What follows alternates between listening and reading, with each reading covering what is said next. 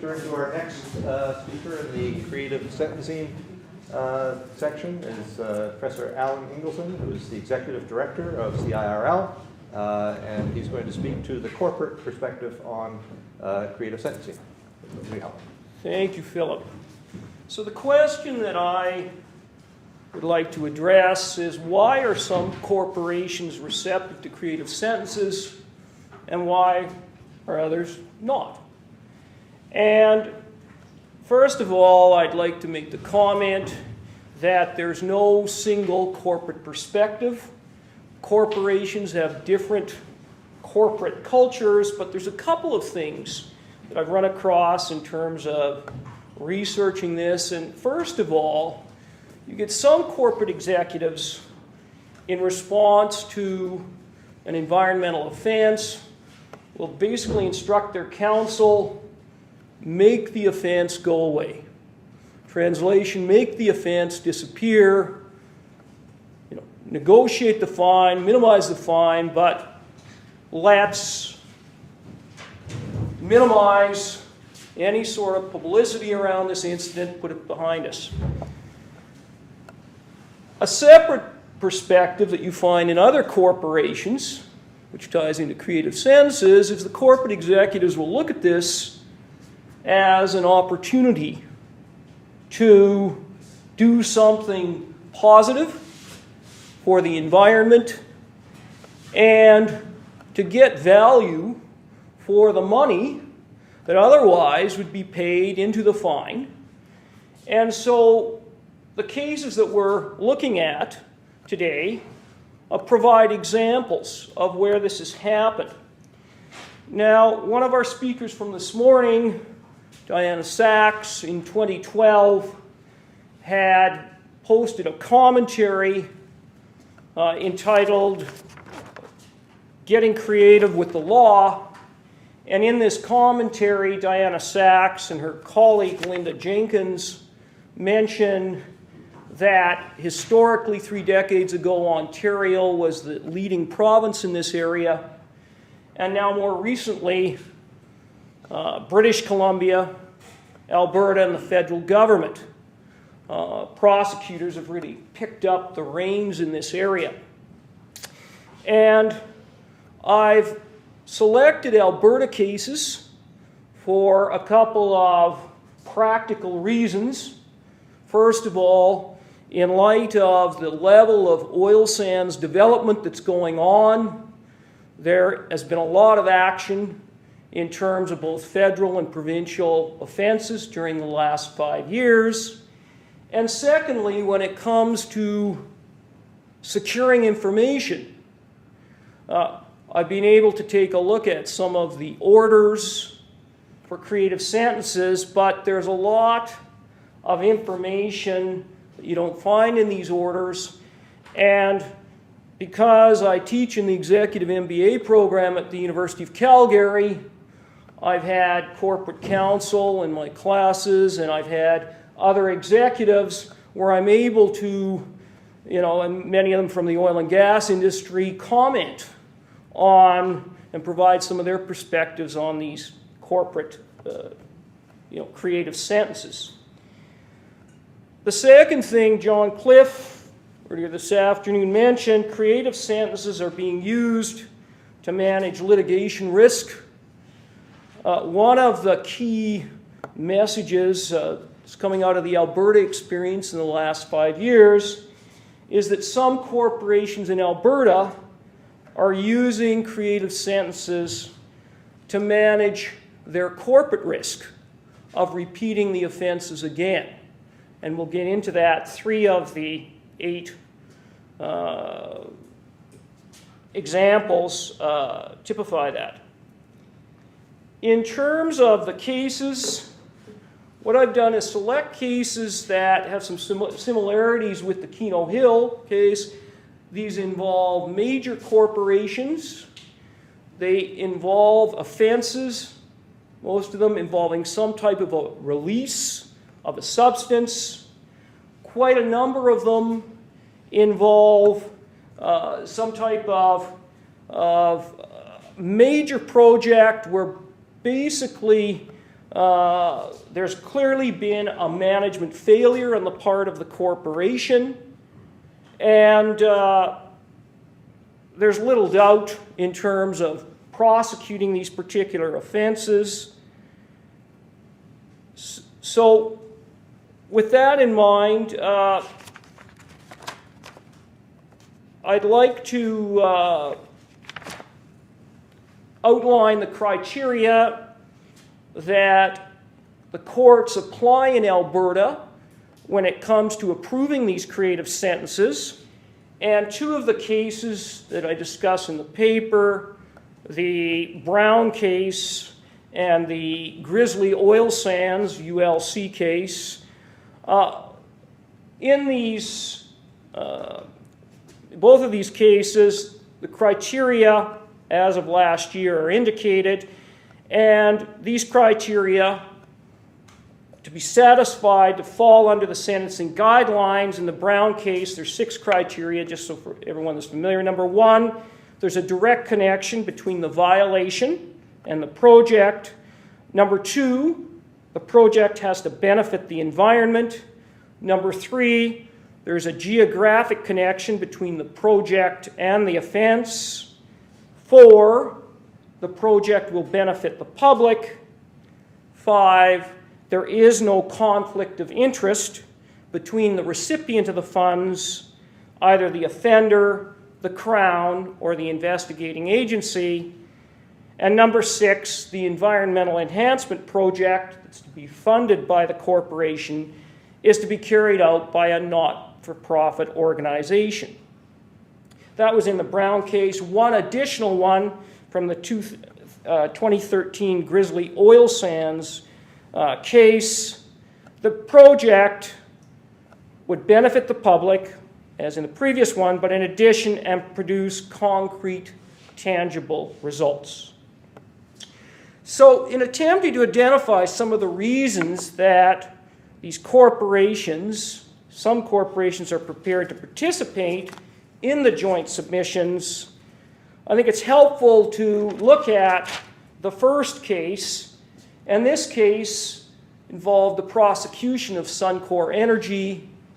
Suncor Energy is the largest energy corporation in Canada, and a few years ago, Suncor merged with Petro-Canada. And the prosecution in this case involved, and this comes directly out of a Government of Alberta information bulletin, and again, this was 2009, Alberta's provincial court has penalized Suncor Energy $675,000 for failing to install pollution control equipment and for failing to provide information to Alberta Environment with respect to this failure to install this equipment, which was part of the government approval.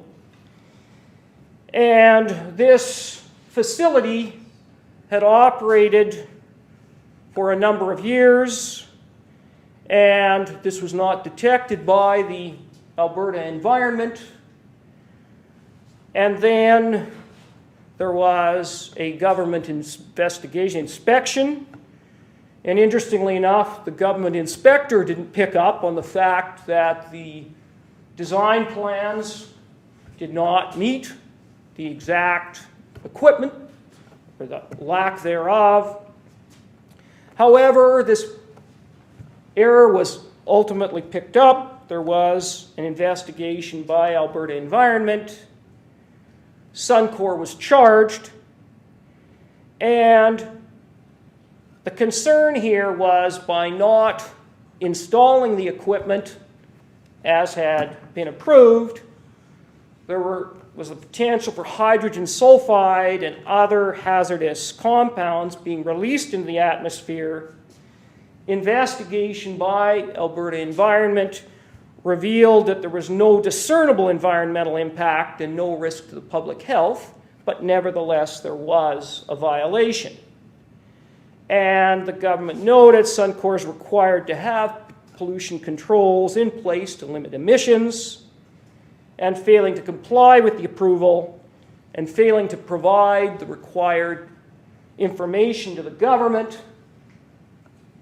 2 offenses under Section 227 of the Provincial Environmental Protection and Enhancement Act. And as a result, Suncor was fined. But in addition to the fine, there was a financial penalty in terms of 2 creative sentencing projects were included. One of these is a regulatory compliance project, and under this project, researchers in the business school at the University of Calgary examined the organizational failures that resulted in these offenses. And specifically, the Suncor people wanted to find out what had gone wrong, and specifically how they could avoid this mistake in the future. And in addition to this regulatory compliance project that Suncor funded to the tune of $315,000, there was also a scholarship that was funded by the corporation for a local college to the tune of $75,000. Now, when I talk about sort of a regulatory compliance project, because again, subsequent to this 2009 decision, we see a subsequent decision in 2011 and another decision more recently, is basically what happened is the business school researchers went out, they had interviewed, and there were no holes barred in terms of discussions with the people from Suncor that were involved in this, the executives, the managers, the regulators. And then with this information, the business researchers came out and provided a bunch of recommendations. A 2-day workshop was organized where companies, other oil sands operators were invited, and there was a frank and public discussion as to what had caused this incident. And specifically, these researchers identified the following 3 root causes of the environmental offenses. The corporation had a weak management of change process. Translation, things were moving so quickly in terms of the oil sands development. There was this merger with Petro-Canada. The company really wasn't focused on doing the job they should have done.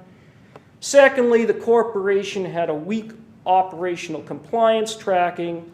And third, the corporation exhibited a weak culture of compliance. And then in addition, the researchers identified contextual factors that magnified these root causes, such as industry turbulence, change, new technology. This type of technology is different from the mines, the large mines, so it's relatively new, and a shortage of qualified personnel, i.e., they didn't have the right personnel looking after this matter. So this is the first example where we see the application of research directed towards regulatory compliance, and I can see why the corporation was very interested in funding this. The second reason that this major energy company was interested in funding this was, and again, different corporations have different priorities, but Suncor, on an annual basis, reports about its sustainability performance in terms of the other term that you'll hear, private sector equivalent of sustainability is called corporate social responsibility. So annually, on their website, they have to post how they're performing. And Harvard University has defined this corporate social responsibility as follows. CSR encompasses not only what companies do with their profits, but also how they make them. It goes beyond philanthropy and compliance and addresses how companies manage their economic, social, environmental impacts, as well as their relationships with the community and the public policy realm. And specifically, as we're all aware, the oil sands has received significant attention in terms of environmental concerns and social concerns, particularly with First Nations people.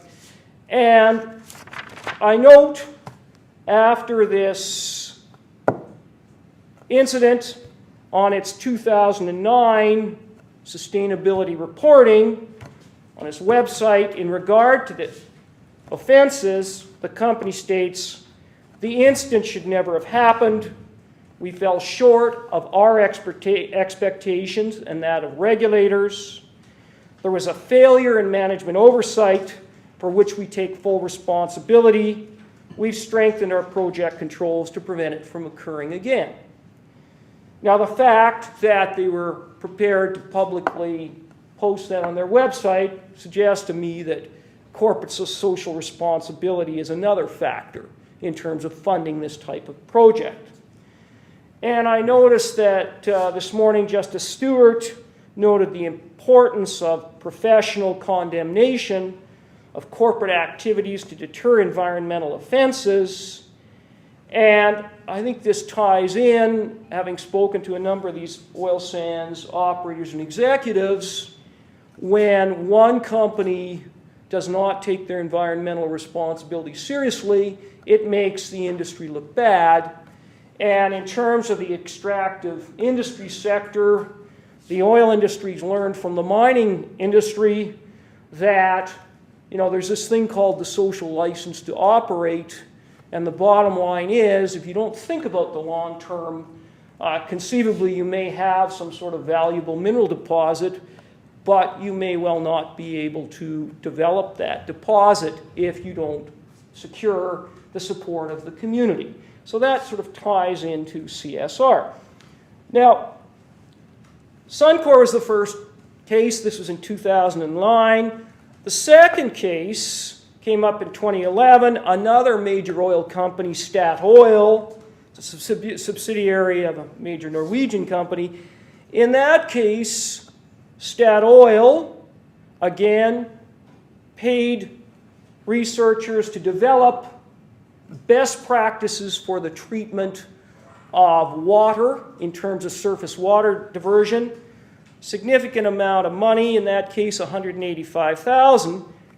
And the focus of this project was to disseminate what they learned, because again, their offense directly tied into not complying with the approvals when it came to water diversion, was to disseminate this information throughout Canada. And so, as part of the Creative Sentences, the industry association that represents most of the oil companies in Canada, the Canadian Association of Petroleum Producers, co-hosted on their website these best practices, and this is for a period of 3 years, again, to inform the industry this is what is expected for this type of issue. That was 2011. In 2012, we see the third example of another regulatory compliance project / minimize corporate risk. And that was, in this case, with an engineering company called Alcan Engineering. And this violation in this case involved, again, contravening protection of water laws. So in this case, the engineering company, and involved a land surveyor, again, the project, it basically follows exactly what happened in the Suncor case. Let's find out how this mistake was made, and then it's required that this information be disseminated to all of the land surveyors through the Land Survey Association throughout the province of Alberta. So one of the key things is, minimizing corporate risk to reoffend again, not only for the company but also for other industry members, is one of the reasons I believe that the Alberta companies are participating in Creative Sentences. The second reason, again in terms of corporate social responsibility, starting with Suncor in 2009, most of the other cases you see hints of this. Syncrude in terms of the well-publicized case in 2010 involving the ducks that landed on the tailings pond, right? Well, when you take a look at the fine in that case, the maximum fine allowable under the Migratory Birds Convention Act was applied. But when you look at the amount of money that Syncrude, and I think this is just my personal view, it was probably a public relations disaster. There was a vigorous defense. The corporation was convicted. Bottom line is, when you look at the amount of money that was spent on creative sentencing projects, it significantly exceeds what the total fines were. And in terms of these projects, Syncrude spent something like $900,000. They paid to the Alberta Conservation Association to acquire some lands to be protected. In addition, they spent $1.3 million on a bird research project, University of Alberta, and another curriculum program. So that's the first. So there's the next example. And then as we move on, in terms of other CSR types of initiatives, Devon Energy, another company in 2011, paid for a student bursary. Another company, not an oil sands company, but Permalex, 2012, they paid for a river quality monitoring program to assist a city in Alberta. 2013, a company called Grizzly Oil Sands, they funded a wetland boreal plant revegetation project that includes a First Nations training program, and this was to grow established plants of traditional Aboriginal value in a wetland habitat. Clearly, again, local community would be interested in this type of initiative. So, again, I think corporate social responsibility plays a part in motivating a number of these projects that we find in terms of creative sentences. But the third important factor is the numbers, the economic aspects, and the amount of the fines relative to the projects that are being funded. We want to look at these numbers, and starting with the Devon Energy case in 2011, the fine in that case was $25,000. The project funding was $60,000. So the project funding is something like 2 to 3 times what the fine is. You move on to 2011, the Statoil case. The fine there was $5,000. The project that was funded under the creative sentence was $185,000. So in that case, about 19 times more was spent on the creative sentencing funded project. 2012, Permalex, the fine was $50,000. The amount of money spent on the funded project was $100,000, so that's 2 times. 2012, Alcan Engineering, the amount of the fine was $10,000. The amount of money spent on the creative sentencing project was $40,000, so that's 4 times. The Brown case in 2013, the fine was $1,000. The amount of money spent in the project was $9,000, so that's 9 times. And finally, 2013, Grizzly Oil Sands, the fine was $9,312. The amount of money spent on the projects, $90,688, so that's 10 times. So when you look at this, clearly these companies are spending far more money on the projects that they have some sort of an input on, and where I would submit that there's some sort of a perceived benefit, be it in terms of managing their liability, reducing their corporate liability, or in terms of corporate social responsibility, in terms of addressing concerns and, in terms of the social license to operate.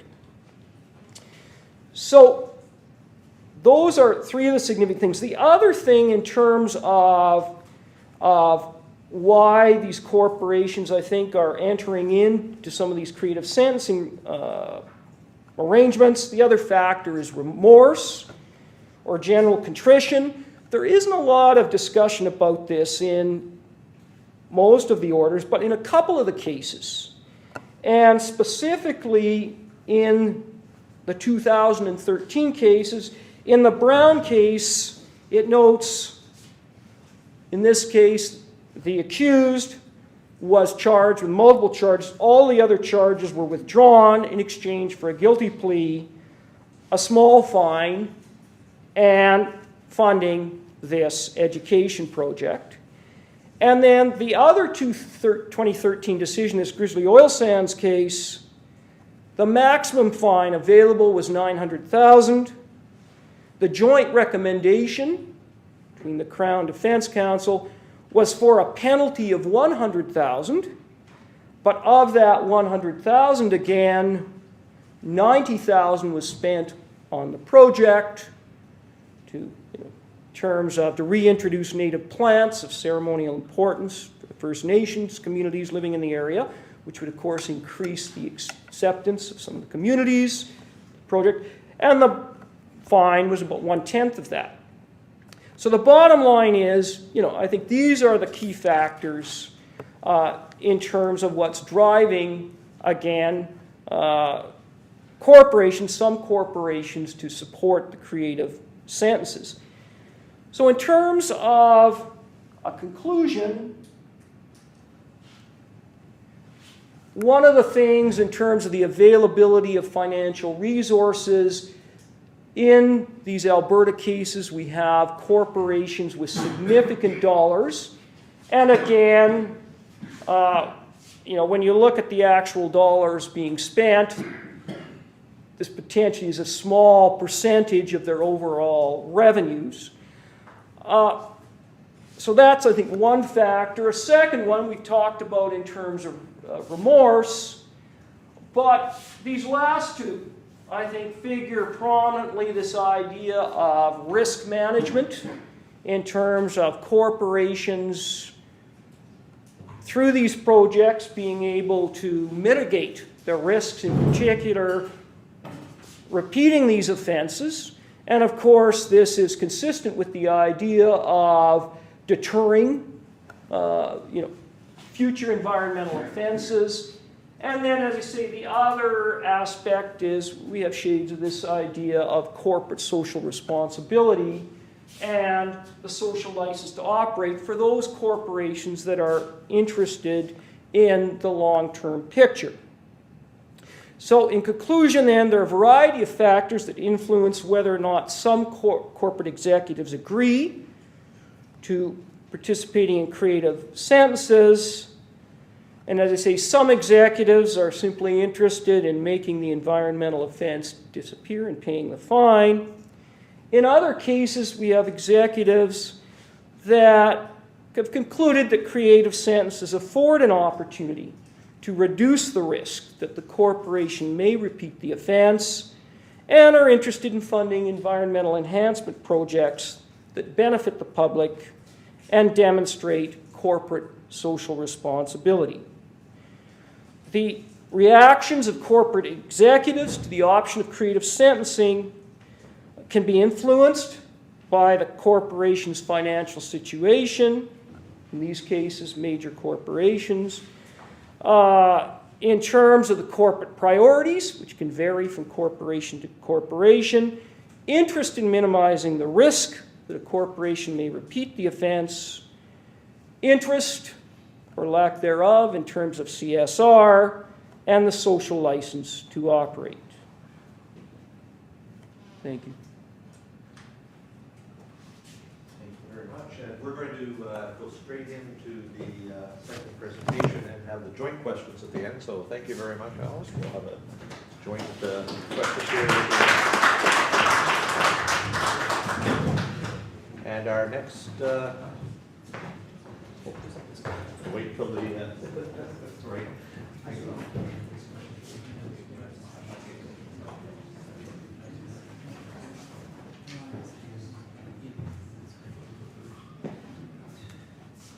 While that's going, Cindy Chaisson from the Environmental Law Center, Executive Director of the Environmental Law Center in Edmonton, who will speak from the environmental NGO perspective on the same topic. Thank you.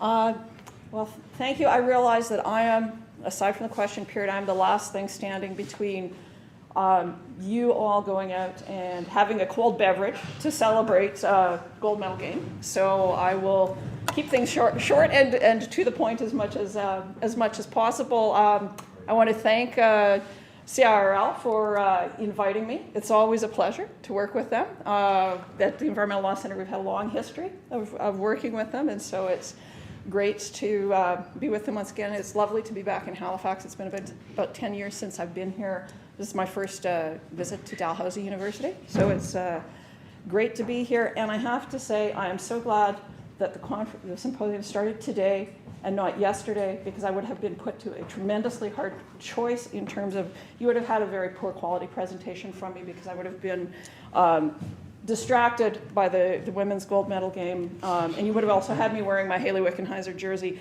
as well. And it's just my apologies to Sydney, but Hayley and her teammates will always win out for me. So in any event, so to move on, I'm not going to rehash in great detail my paper. It's online. Please read it. And that what I want to do is touch on a few things. First off is I want to speak a bit about the role of ANGOs and talk about ANGOs. And part of what I looked to do in the paper was to sort of clear up. There tends to be at times perceptions of ANGOs and what ANGOs are, or what ANGOs what people want to think that ANGOs are. And I wanted to address that because it's. Having worked for an NGO for 16 plus years, people try to slot you in a box. And frankly, for a lot of things, ANGOs are the last kids invited to the party if you get an invitation at all. And there are those who would say that in Alberta, perhaps ANGOs are an endangered species. So I'm here to say, no, we're well and thriving.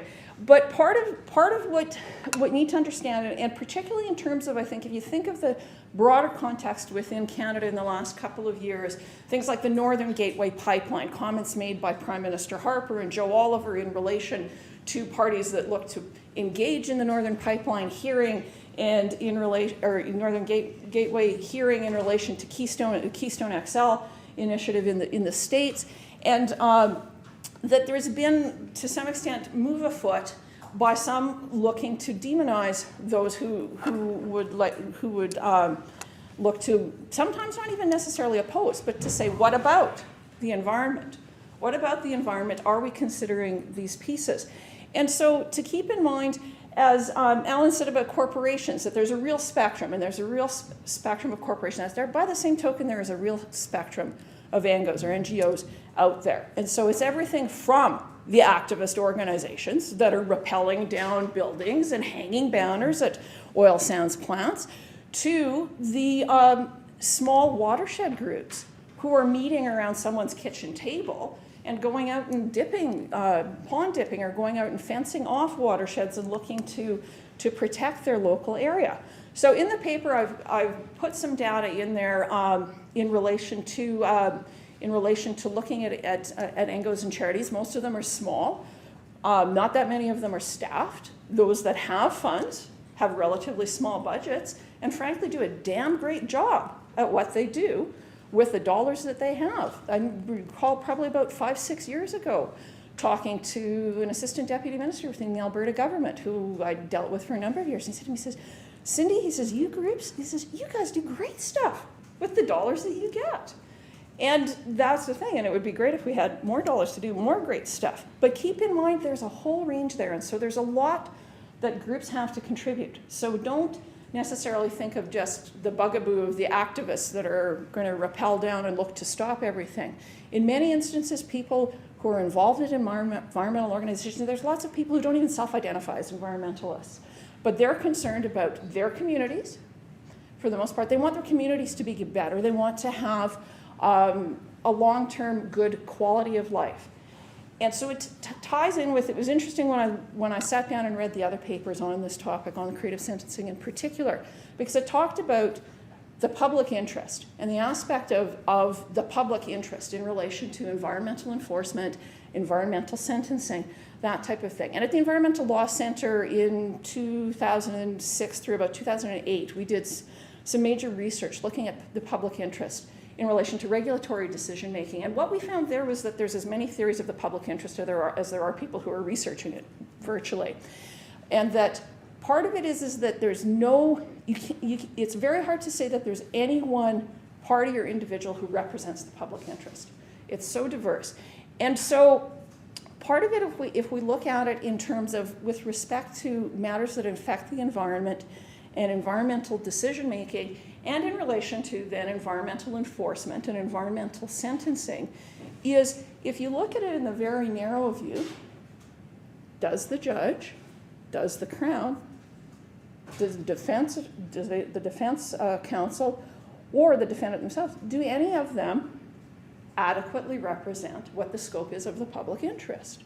Are you hearing all the perspectives in relation to that? And in environmental matters, I would say it's perhaps even more key to be able to tap into those broad aspects, because we are dealing with a public good.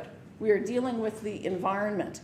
And the environment as a whole, regardless of that you have statutes that say that provincial crowns own the water or that type of thing. It's a public good. It affects all of us. It's of effect on all of us. So it's very hard to parcel it up and say, well, there's that piece there. It's not something that's amenable to property interests or private interests so much so as other matters. And so there's a real public good aspect there. And I would suggest as well, and we've heard the comments earlier today in terms of in a free and open democracy, that type of thing. And so I would suggest that to have open dialogue, to have a range of perspectives is of value. And in my paper, I suggest as well that often you could look at that Angos deserve to have some input in this to some extent as being a proxy for the public interest or being able to voice public concerns. Because generally speaking, people are busy. People lead busy lives. And for the most part, they're looking at that there are organizations out there that are doing the kind of work that covers off their concerns and that they expect speak for them or will help to voice their concerns. So in relation broadly to Angos, that's why they should be at the table. And fine, if I sound like an Ango apologist, so be it. But frankly, there is a lot of value that can come of that. Angos, within the range of Angos, there are Angos there that have great expertise. I know I work with various other NGOs in Alberta where there are people who have spent their early careers in government, who have got magnificent backgrounds in biology, other types of science, who have great knowledge that's there and are analyzing things often from a big picture, broad term perspective, because they're not there on behalf of a particular client or a particular client's interest. They're looking at bigger pictures. And so they can provide that type of information and expertise to be available to the Crown, to the defense, to the court. And John mentioned that earlier in terms of the use of experts to provide assistance to the Crown and defense. Does it have to be an expert from a consulting firm? Why not an expert from an NGO if they've got similar credentials that the court would accept as an expert, if they've been doing work in the area and can provide sound background? So there's a range of skills that Angos can bring to the table, and sometimes it's a matter of going out and finding them or bringing the parties together. Now, just in terms of, I'm going to touch briefly on some of the things that would be of Anglo concerns or perspectives as recipients or potential recipients of creative sentences. And I'm going to speak a little more directly to our experience at the Environmental Law Center as well. But some of the questions there, and I will admit my experience in my paper focuses strongly on Alberta because that's my home jurisdiction. And as well, my background, I'm a bit of an environmental law vagabond in terms of that while I've spent the last several years of my career in the NGO sector, I've also worked within government and within the private sector on the environmental side of things. So part of it, I understand the Alberta system really well. And in Alberta, their system is structured so they deal with the NGOs ahead of time or the recipients of creative sentences, which was not the case when we received the funds from the creative sentence that we got in 1996. And so I don't know if that's the case in other jurisdictions. And so if it's not, what I would say the first thing, for God's sakes, talk to whoever you're looking to put a creative sentence towards. Make sure when you're structuring that sentence, you're talking to the organizations, you're talking to the NGOs. Find out what's their capacity, what's their needs, what do they need to do. And part of it is practically as much as anything. And as executive director at the Environmental Law Center, I worry about the nuts and bolts of how things run as well. And so part of it is looking at things, even sometimes it's things that are as simple but don't get thought about, like balancing the costs of the accountability versus the dollars that are going to go to actually delivering the project or the program. When the order was initially issued for the $75,000 that we received out of the Dow Chemical sentencing, it initially required that we were going to have to do a separate annual audit every year over the course of the project simply for that $75,000 worth of funds. Now, our auditors who did our annual audit every year, which we have for our whole organization's operations, told us that to do a separate audit was going to cost us $8,000 to $10,000 each year for that. So out of $75,000 to potentially spend anywhere from $16,000 up to $20,000 to $25,000 simply on audit fees for accountability didn't make sense out of $75,000. We ended up having to go back working through Crown and Defense Counsel to the courts to ask them to modify the order, to say that it was going to be good enough to lump it in with our annual audit, which we were paying for anyhow.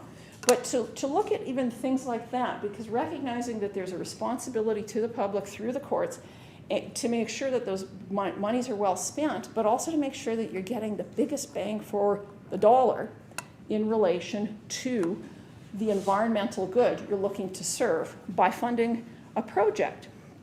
And as well, I think to have a meeting of the minds in relation to communications. Because let's be frank here. A big piece of these creative sentencing, more and more going on, is the communications aspect and the demonstration to the public that there is a public good being served, that justice is being served.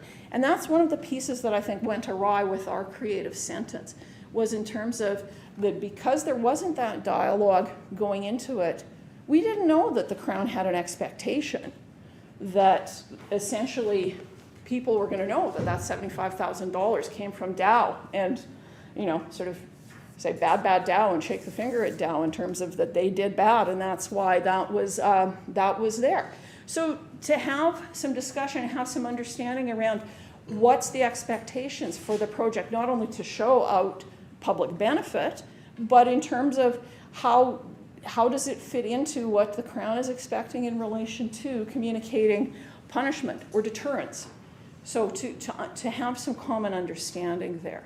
So frankly, that's one of the biggest things that I would say, is if you are engaging in creative sentencing, either from the Crown's perspective or from defense's perspective, and it's not a formalized part of the process that the Crown follows, get those groups involved. Get them involved early on, understand what you're asking them to do, what their needs are, whether it's achievable. So just to touch a bit in relation to our program, I actually started at the Environmental Law Center about a year after the sentence funds were received. And I ended up I was hired actually to take on the project that the creative sentence was funding. One of their staff lawyers had left and they hired me to take it on, and then frankly I stuck around for a heck of a long time afterwards. But it was a 3-module project, and the creative sentence funded 1 module, and these projects were looking at different ways of engaging the community in relation to environmental monitoring and of activities that were going on within their community. So we had 1 module that was completed before I started that dealt with youth and worked with 4-H clubs in Alberta. We had another module that was funded that I essentially wholly took over, which was working with a pulp mill out in Hinton, Alberta, so near Jasper, about an hour outside of Jasper, so in the foothills of the Rockies, and dealing with the pulp mill, and so looking at it from a facility-specific basis. And the funds that the Dow Creative Sentence went to a module that we were doing in Fort Saskatchewan, which is about half an hour outside of Edmonton. And Fort Saskatchewan is a heavily industrialized area. There's a lot of secondary processing, so petrochemical development, petrochemical processing, refineries, that type of thing. And so what we were looking at there, because there was a large concentration of industry, was more so in relation to air quality. So looking at the overall community and what was there. So the funds that we got from that sentence supported that work. So in the long term, if we look at it now, we finished that project in 1999. So it's been 15 years down the road. Coming out of that project, we put together a set of materials that have been available. We made them available in print initially. They've been available on our website since then, that looked at, took our experience and then looked at how communities could put together similar programs, that type of thing. So that's been available and accessible. We had about 30 people from Fort Saskatchewan participate in our program, and it was interesting to hear why they were participating. We had the whole range from people saying, I work in the industry and I want to understand better what happens at my employer. We had someone who was recently retired and said they wanted to decide whether Fort Saskatchewan was where they wanted to live, or where they wanted to spend their retirement, or whether they needed to move elsewhere. And we had a group that was just looking to set up within the community what was known as a local airshed monitoring zone in Alberta. So in terms of working with industry to monitor the local air quality. And they used that as their part of their coalescing their group in their basic training. And they're still working on monitoring air quality to this day. We also used the work on this to model similar materials that came out a couple of years later in relation to our project that we did in relation to the pulp mill, and so looking at industrial facilities. So in terms of the $75,000, frankly, went a long way, and we saw, got a lot of results out of it. Now, the other piece that I want to speak to quickly here is more so some of the what-ifs that have popped into my head since writing the paper and while I was putting things together and looking at it. And some of these what-ifs came about a few weeks ago. Sharon and I happened to get on the phone together, and we had a really great talk about the symposium and our papers, that sort of thing. And so some of this popped out of that. So one of the things that I thought about, and to some extent Judge Stewart touched on this in his presentation this morning, and he may think this is perhaps a dying piece in that, is what if ANGOs could file victim impact statements on environmental sentencing and environmental enforcements? And I'm not aware that that's the case now, that is being done. At least I couldn't find that in Alberta, and I ran out of time to look in more detail. I did take a look, and in Alberta it appears that the legislation that deals with victim impact statements is broad enough that they could be used in environmental sentencing on the provincial side. And so what if we did something like that? The other thing I like to think about as well is I like to think of things from a systems perspective. So part of what I wanted to think about, and actually this was great, when I looked through this, it was nice. I can say the Alberta government, I think, is doing a great job on environmental sentencing and creative sentences. And it's really nice to be able to say that. And so what I'm thinking about is what if? Because I'm kind of demanding. I always like to see things do better. I guess the old term about continuous improvement. So I always like to see things get better and say, what more can we do? So it's never enough. So part of what I would be interested in seeing are things like what if there could be developed measurements of longer term impacts of creative sentencing. So looking at, is creative sentencing over the long term leading to environmental protection and improvement? So we've got, and if you look in my paper, I've footnoted, for example, the annual reports that Alberta Environment has just started coming out with in relation to creative sentencing. And so they've talked about how they monitor them, that type of thing. But I also know, having been in this game for a long time, that a lot of the time it takes a long time to see results or to see substantive results. So what if we looked at doing longer term measures on some of these things, 5 years, 10 years, 15 years out, to see what kinds of impacts there are? Are there spin-offs that are coming out of these creative sentences? Are there synergies? Are some of these initiatives being replicated? So, for example, the Statoil case that Alan referred to, where they had to put together essentially an industry education piece for better performance and expected best practices on there. And is saying, well, it's on a website for 3 years. So what happens after that 3 years? Does it just pop off of CAP's website? Or has it become adopted as standard best practices for the industry? And is it something that continues on? what happens then? Does another industry take a look at it and say, gee, that's a good idea. Let's copy it, or let's take it and modify it and use it in our industry. So to take a look at that. The other thing, when I looked at everyone else's papers on this that I saw mentioned a lot was deterrence and the deterrent effect. And so is there measurement that's being done, or could there be measurement that's being done of the deterrent effects of creative sentencing? Or does creative sentencing have a deterrent effect? So is it preventing environmental harm? And have a look at the rate of repetition or recurrence of the same type of offense. Look at recurrence and deterrence rates.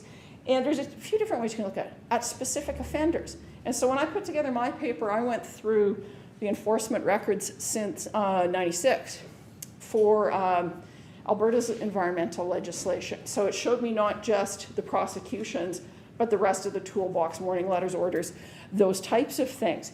And so I was looking specifically at creative sentences, but I could see names popping up here and there. And it's interesting, Alberta, in Alberta, in relation to creative sentences, they've had, by my count, there's 78 creative sentences, only one repeater within that in terms of one offender that had 2 creative sentences. And that was Suncor. And both those creative sentences, I think, were within the same year.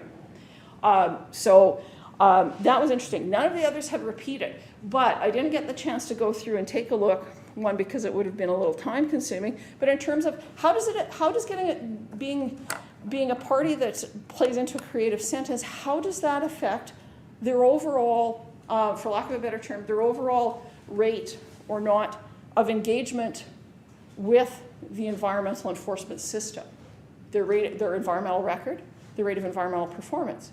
If they've engaged in a creative sentence, does it improve after that? Do they get fewer warning letters? Do they get fewer orders otherwise? Does it make a difference? Because part of the prospect that I can see is that for some parties out there, and particularly those that are dealing with big dollars, that a creative sentence may simply become, again, another cost of doing business and an easy way to, if you get in trouble, to buy yourself some social license, or some good or some better PR. So in terms of looking at what's the case there, and frankly, I don't want to. I think creative sentencing is a great tool, and I don't want to see it cheapened. In relation to that, I want to see it have a good effect in terms of good outcomes from the environmental perspective, but also looking at across industry sectors. So if you noticed, with the number of those that Alan referred to, a lot of oil sands the big oil sands companies in there. So part of that is, it would be interesting to look 5 years from now and see what's the environmental record overall of oil sands and oil sands operators. Does their engagement in those types of sentences drive improvement overall, or is it, again, simply the cost of doing business and what they do? And as well across things like across geographic areas, or across particular types of environmental media, or particular types of offenses. When I worked on this, and talked to Alberta Environment's investigator, who's in charge of the creative sentencing program, she told me that one of the areas that they have found has been very problematic right now in Alberta is in relation to water withdrawals and unauthorized water withdrawals by the energy industry. And that's something they have been struggling with in terms of how to enforce and how to get the message across. So in terms of those types of things, we also know in Alberta, sand and gravel pits, and the whole pit around gravel pits is also a problem. And so are the sentencing tools. So part of it is to look at creative sentencing, how does it perform, how does it work, and also to look at how does it work in combination with the other tools and the other options that are out there. Because you don't want people to look at it as a soft landing either. The other piece is in relation to public accountability. And in particular in relation to, I did take a look, if you look at my paper, I did take a look also at the federal setup and the federal system, because the federal model with the Environmental Damages Fund is different than in Alberta, where it's incident-specific and charge-specific sentencing.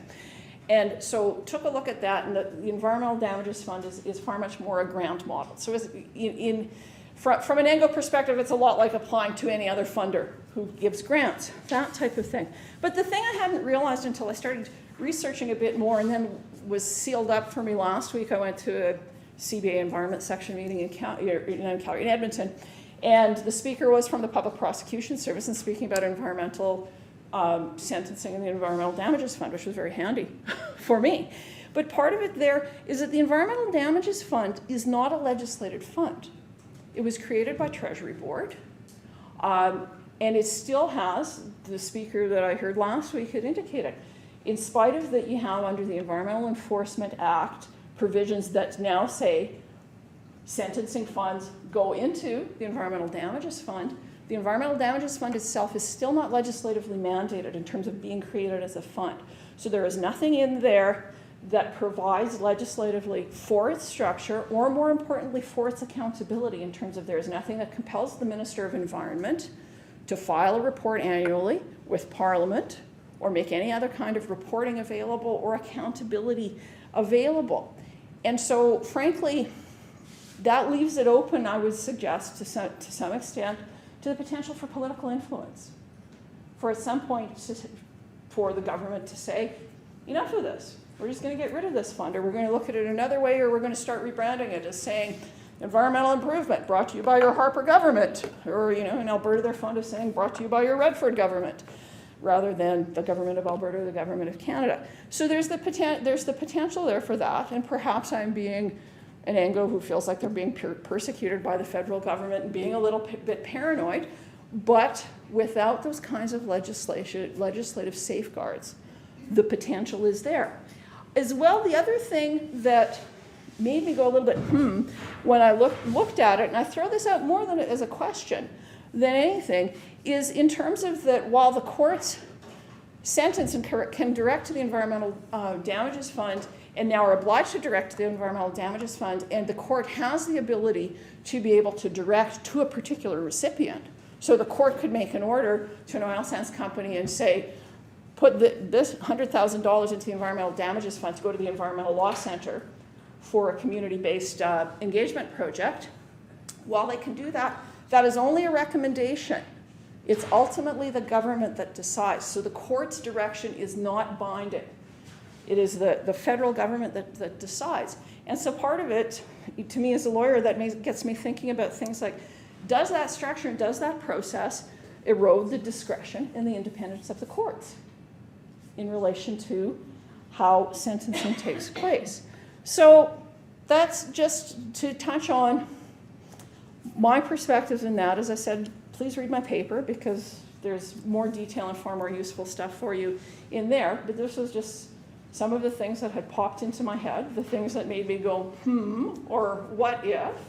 And I'm hoping as much as anything by raising that perhaps I get you to go away and go, or what if, or that it sparks some discussion, or something that you might like to work on. I have to say on my list for when I go back to Edmonton is a call to the environmental investigators who chat a bit about some of this measurement stuff. But otherwise, I'm happy to share the floor with Alan and deal with any questions you might have.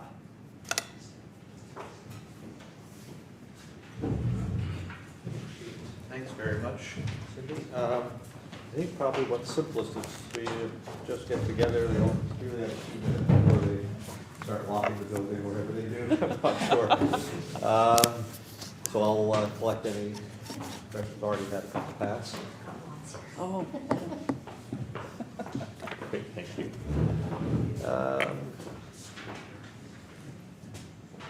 Okay, this one, first one for Alan particularly. How many of the, and which of the creative sentencing cases you discussed were started by way of private prosecution?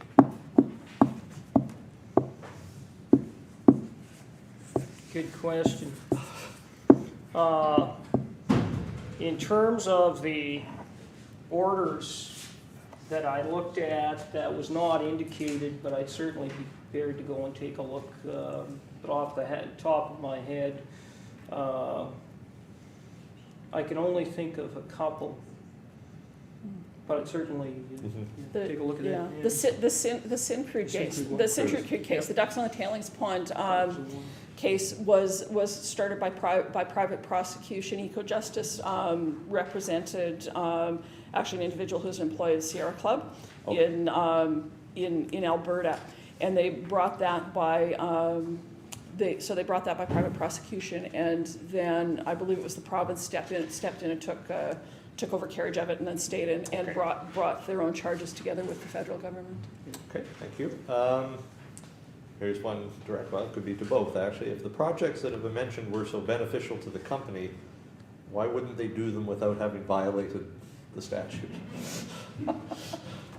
Well, I guess my response to that is, I think the key point here is that the reason that the companies are prepared to expend significant dollars on these projects, which, as I pointed out, are considerably more than the fines, is because the companies perceive there's some benefit to the company.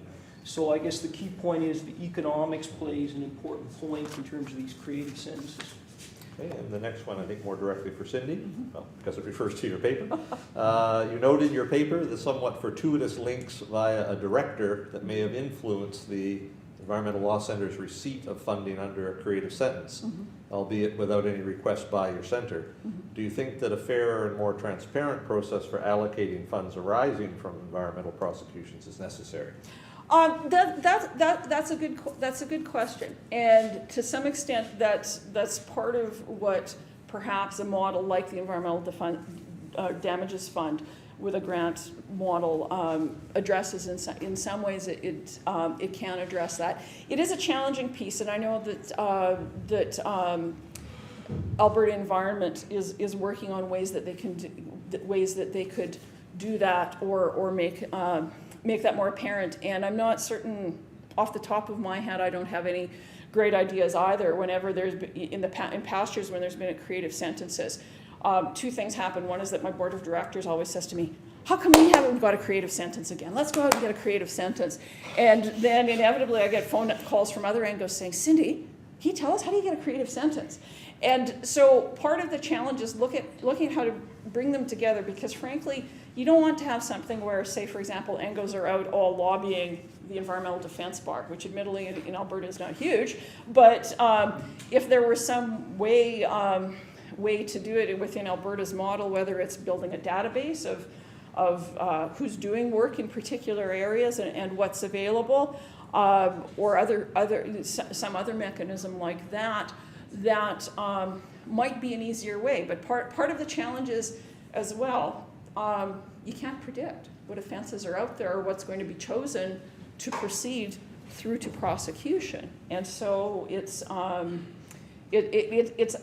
would say still the nut to crack on the side. Yeah, it is unfortunate if a lot of it is in terms of who you know, and that. But I think it has gotten better to some extent, but it's still a challenge. Okay, and this would be for both of you, I think. How can or how do the courts investigate and verify the bona fides of NGOs when they are being used in a way as a safe harbor for the funds which are designated for projects under creative sentencing? My understanding, I would say, when we got the creative sentence, I suspect that what the courts ended up doing was relying on the assurances of both the Crown and Defense Counsel in relation to what we were doing, and I would suspect that they were probably at some point provided with a copy of our project proposal that had been out looking for funding in any event. My understanding is now that the role of the investigator who oversees the creative sentencing program within Alberta Environment, that part of her role is that she goes out and does that work ahead of time. So she will go out and meet with the NGO, that there will be investigations, and the NGO has to agree to investigations of their financial status, their capability to deliver the project, those types of things, and that an NGO or any other recipient of a creative sentence now in Alberta also has to sign off and provide a signed commitment to the court that they will carry out the project under the terms that are imposed. And want to add anything? the other thing, I might add, I think the critical thing, whether it's a university researcher or whether it is an NGO, I mean, the key thing is the government is looking at that agency, that there's no conflict of interest, Yes, which, Okay. yeah. This is more directly for Alan. Can CSR and being held responsible for the commission of an environmental offense through a creative sentence really be linked? Isn't CSR voluntary and more proactive? well, in the context of a creative sentence, no, I would suggest, I mean, you're subject to a fine, and as I pointed out, there are economic considerations in terms of spending money on these projects. So is it voluntary, strictly voluntary? No, but keep in mind that it's up to the corporation whether or not they decide whether they're going to participate in that creative sentence. And for both, I think, how would you address or reconcile the adversarial perception in the public between NGOs and private corporations when a part of the fine or other allocation helps to finance opposing, or what might sometimes be considered opposing views? I would say that goes back to some extent to my initial comments in terms of to some extent what the perception is of NGOs or NGOs. And so again, recognizing that there's a broad spectrum out there, and so that while there are NGOs that will say, absolutely not another shovel in the ground to recover oil sands or that type of thing, there are other NGOs that are out there that are saying, yes, we recognize we live in an oil province and that the oil sands are going to be developed, but how can we do it responsibly, and how can we do it so that we minimize the amount of environmental impact and the amount of environmental damage? So I would say that it's not necessarily an either or black and white situation, and that there are many, many NGOs and other organizations out there that are not coming at environmental issues and environmental protection from an adversarial perspective. So part of it is a perception piece as much as anything. And I would add, in terms of the corporate sector, as I pointed out, there's a variety of corporate cultures and a variety of different corporate perceptions, including perceptions of different NGOs, and there's a spectrum of NGOs as well that will affect the corporate perspective on that. We have time for about two more. One, is there a danger that for large corporations, funds designated for meeting obligations under sentencing agreements simply come out of the entirely fungible amounts, which would otherwise go through the corporation's philanthropic spending, and simply warps the allocation of that charitable allocation? Well, again, I think you have to look at the individual corporation and their particular policy. There is a potential danger of that, but again, there's a spectrum of corporations. You have to look at their policy. Yeah, and that's the thing. I suppose there's always that risk, and it will depend on the corporation. Recognize that that there is. My understanding is at least that there's different treatment in terms of where corporations do philanthropic giving. So, say for example, Syncrude were to donate to the Environmental Law Center, I can sign off and give them an income tax receipt for that. My understanding is that the Environmental Law Center cannot receipt Suncor for funds that are directed through a creative sentence. So there's that piece there as well. So I would as Alan said, part of it is in terms of the corporate culture, their corporate decision making, as well as the monies that they've got available in terms of how they're looking to allocate and where monies are going. Okay, and the last question, which I think is perhaps the crown side of that one, being the charitable organization side, for both of you, that given that we are talking about the use of monies that would otherwise accrue to the crown, are courts really the appropriate vehicle for, in effect, redirecting such funds to specific uses, particularly where the link to the original environmental harm may be somewhat strained? Turnips for food banks and bursaries for students may be laudable, but should courts be deciding on such allocations even when there is some advice from government? Well, I guess that would depend upon what the government's perspective on this. If ultimately the objective is to reduce the number of environmental offenses, and this can be accomplished through the creative sentencing process, and the government as a result has to put fewer resources into prosecutions, then I would submit that these creative sentences are a useful tool.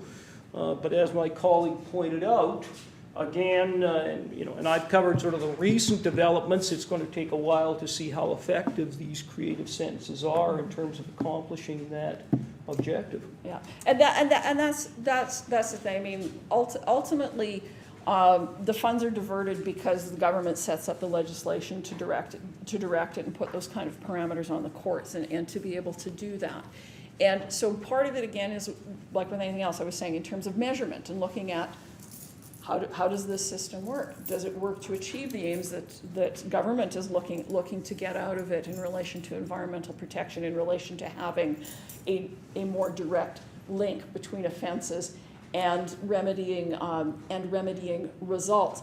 And I would suggest that in part because we've seen in recent years as well significant cutbacks at both the federal and the provincial level in relation to funding of environmental work generally and things like research, that type of thing, that this may be the one-off. Whether or not government, I don't think government's saying that they would look at this as creative sentence as a way to make up for things like cutting federal government funding of the experimental lakes area or getting rid of monitoring programs or those types of things and shifting them to other vehicles. But there are things I think that have the potential to be achieved through that right now likely government isn't doing and that industry may not be doing on its own without perhaps that prod or that seed to some extent. Okay, thank you. Before we end, is there anything needs to be said before we finish up today from the organizers, or? We return at 9 o'clock in the morning. Thanks to both of our speakers for this session.